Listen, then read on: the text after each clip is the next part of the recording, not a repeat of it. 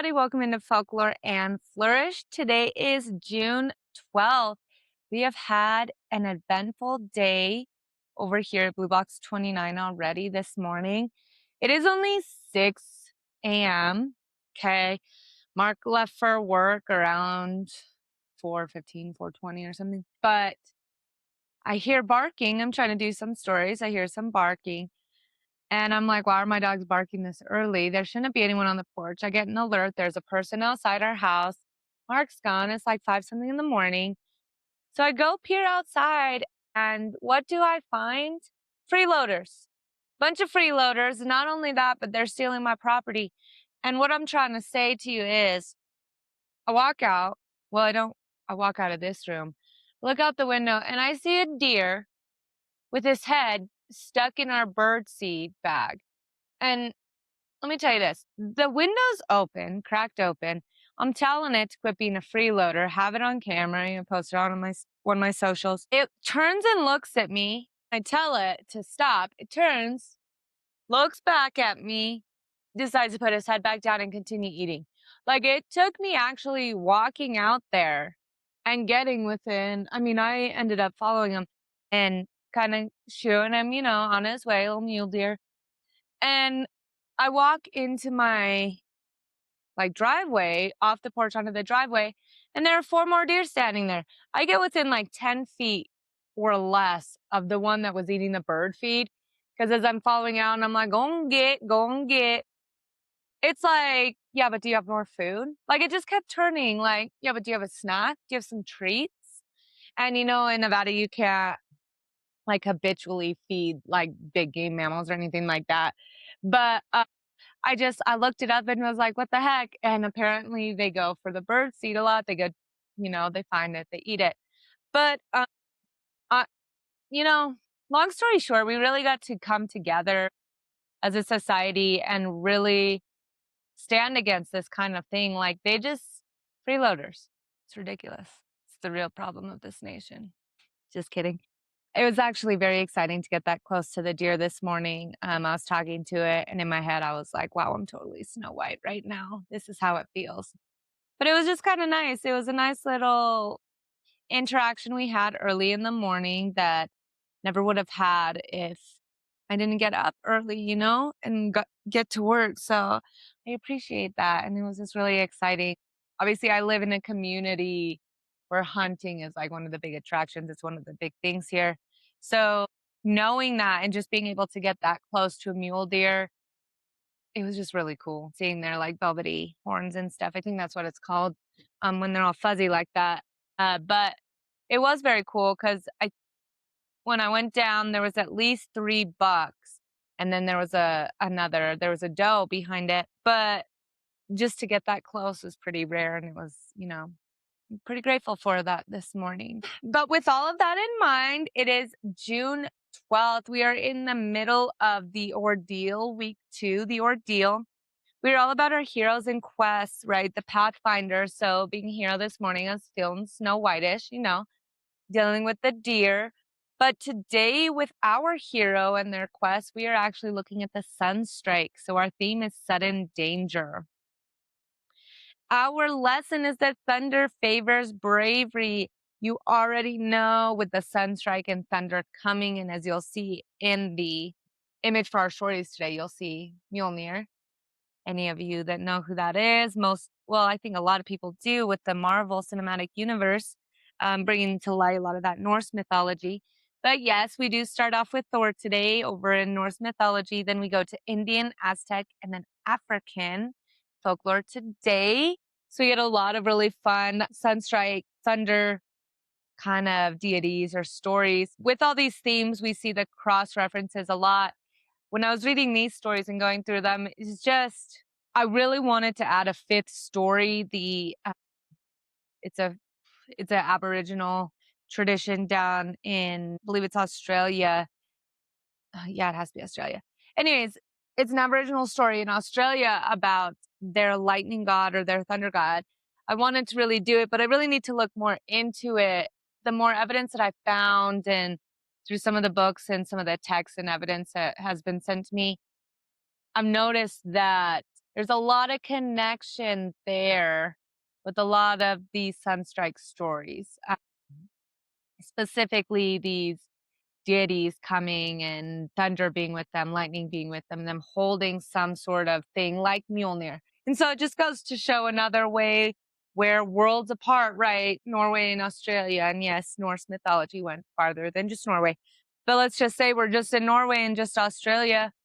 It's pretty far apart for people to have the same stories 10,000 years ago or more. So I'm looking more into that one. I've really been trying to get more Australian stories coming towards me, Aboriginal tales and folklore, and not just Australia, other places in that region as well.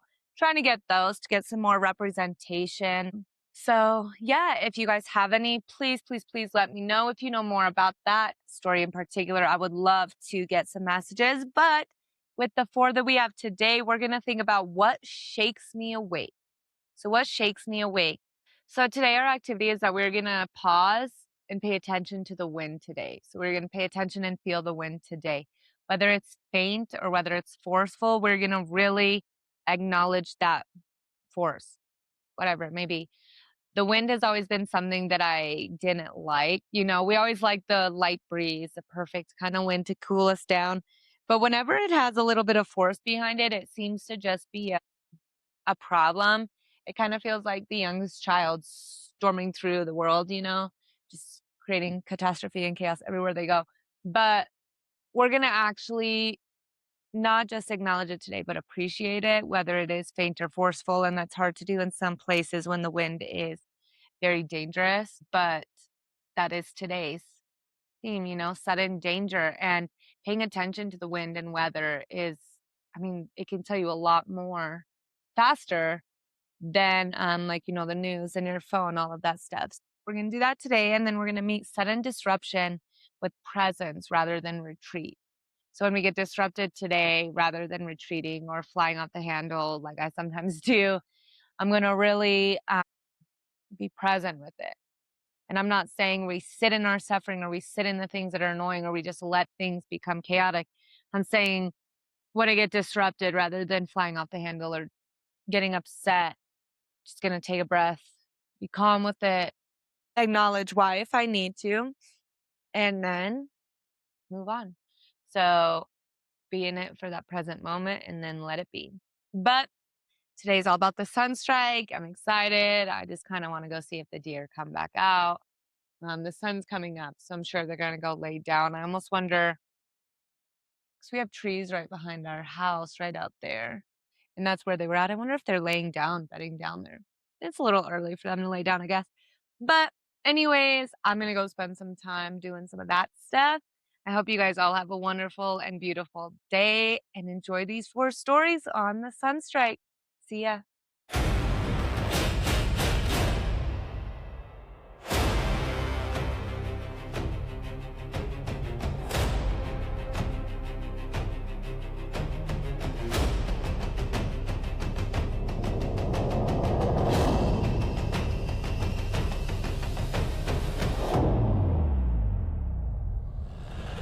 Before we begin, I want to take a moment to honor the cultures behind the stories we are about to explore. The tales shared here come from many peoples, lands, and traditions. I do not change these stories to fit modern expectations or to align with today's social standards. Instead, I present them as they were told, sometimes beautiful, sometimes harsh, sometimes challenging. We are not here to judge the past, but to understand it, to listen, to learn, and to honor the ancestors who carried these stories forward. We also share stories from various religious traditions. These are presented in their historical and spiritual context, with respect for their beliefs that they represent. Every culture deserves respect, context, and acknowledgement, and this space is dedicated to doing exactly that.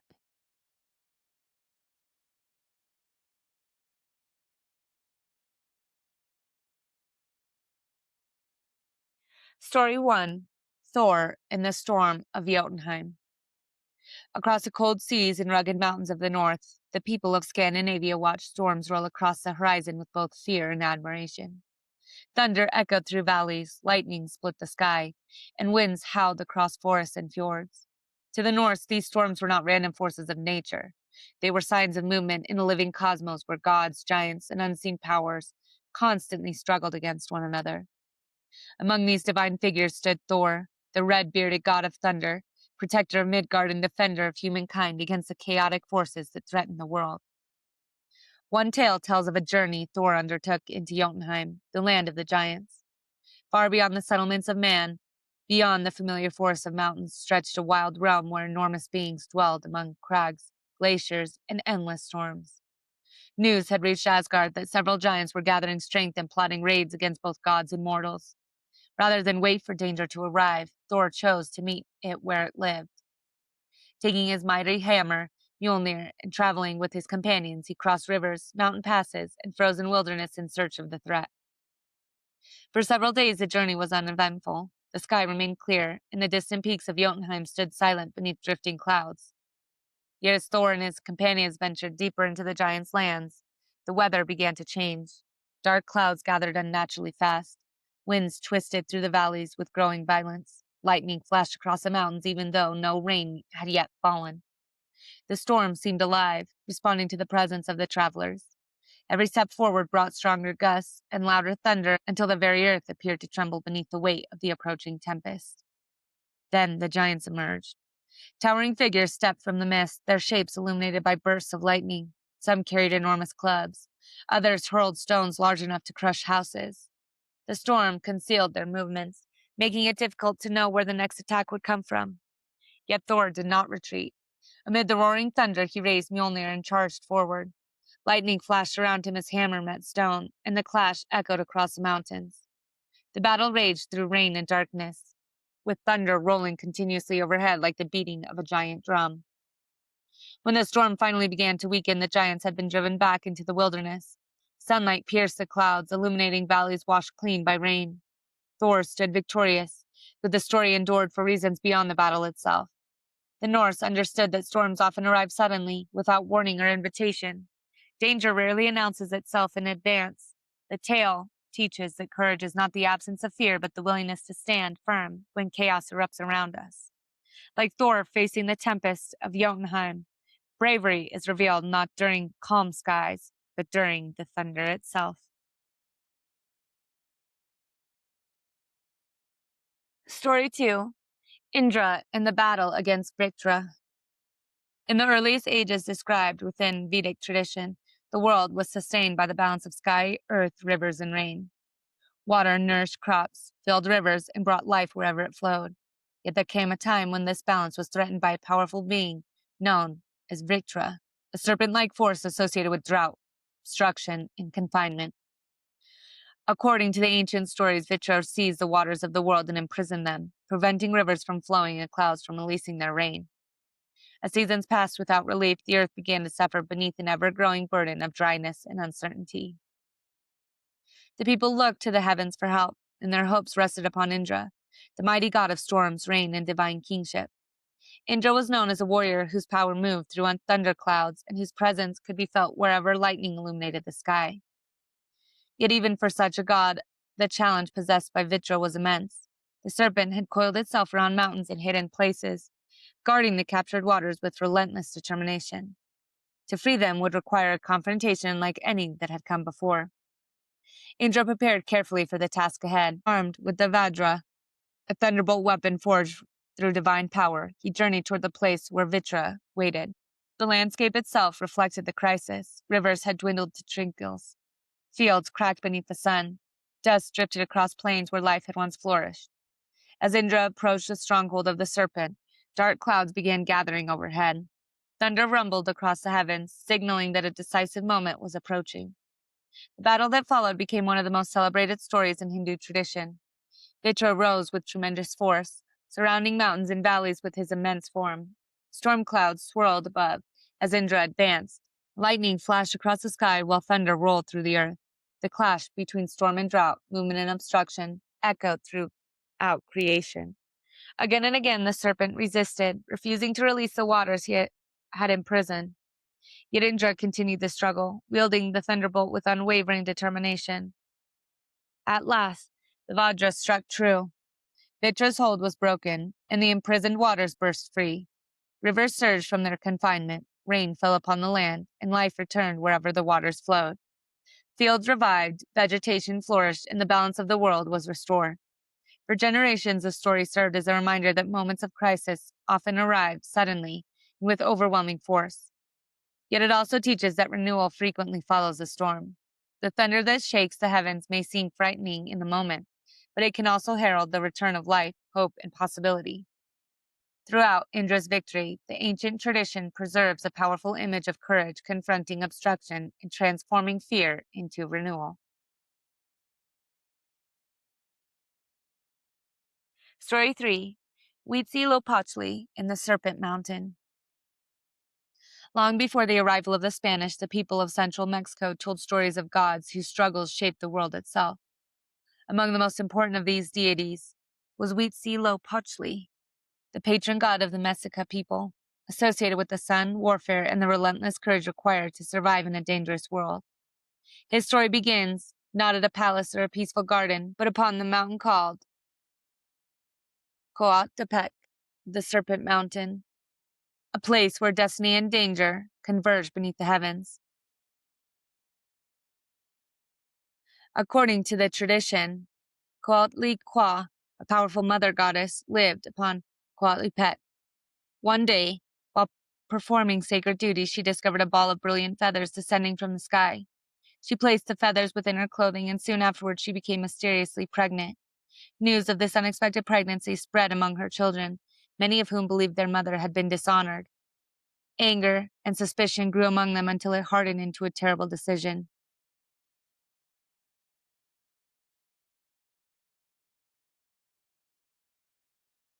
Led by Koyol Shalki, their sister, hundreds of siblings resolved to climb the mountain and kill their mother before the child could be born. As the army advanced up the slopes, Coatepec, the mountain itself seemed to hold its breath. Warriors armed themselves for battle. Voices echoed among the rocky heights. Dust rose beneath marching feet as the great host drew closer. To Coatlicue's dwelling, the danger arrived swiftly and without warning, like a storm gathering upon a clear horizon. Coatlicue stood alone, knowing that the attack was coming and that there was nowhere to flee. The mountain had become a place of impending catastrophe where fear and uncertainty hung in the air like gathering thunderclouds. Yet at the very moment when destruction seemed certain, the child within her was born. Huitzilopochtli emerged fully grown and fully armed, carrying the weapon and strength necessary to confront the threat before him. The battle that followed became one of the defining moments of Aztec mythology. Upon the slopes of Serpent Mountain, Huitzilopochtli met the advancing host and drove them back. The struggle was fierce and overwhelming, yet the newly born god refused to yield. Against impossible odds, he defended his mother and overcame the forces gathering against him. For the Mexica people, this story carried meaning far beyond the battle itself. Huitzilopochtli became associated with the rising sun that emerges each morning after the darkness of night. Just as dawn breaks suddenly across the horizon, courage can appear at the very moment it is needed most. That danger upon Coatepec arrived without warning, yet so too did the strength required to meet it. The story reminds listeners that fear often strikes unexpectedly, but bravery does not always arrive beforehand. Sometimes it awakens within us only when the storm is already overhead and there is no choice but to stand and face it.